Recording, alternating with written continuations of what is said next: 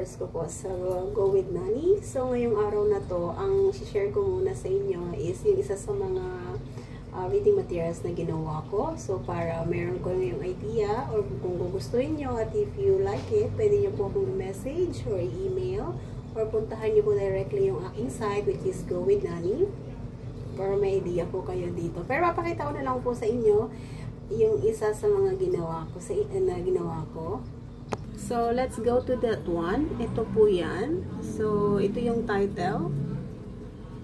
So, yan siya guys. So, ito yung title ng ginawa ko. Ginawa ko po, I make sure the concept was easy to read, very attractive sa mga bata. So, ako po yung nag-graphic design din po nito.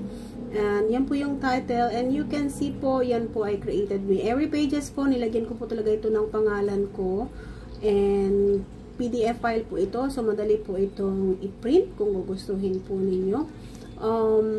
Ito po ay an alphabetical reading materials para sa mga early readers.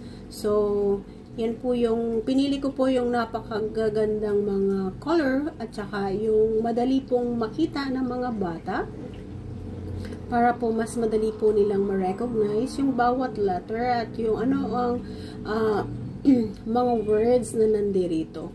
So, I make sure po na very colorful tsaka very attractive po siya at madaling maintindihan.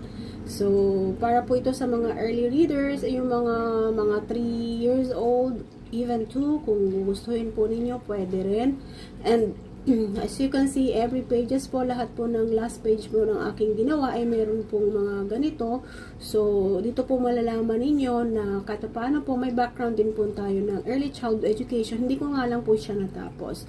So, aside from that, yung aking experience for more than 2 decades po working as a nanny in Hong Kong. So, lahat po yung experience ko plus yung napag-aralan ko, medyo yun lang po pinagsama-sama natin. But then, in some way, hopefully, I can help those parents and those nanny para po mapalaki po nila ng maayos yung mga bata. So, this is for today's video and hopefully you like it guys. Please don't forget to subscribe my channel and also visit my website. See you later!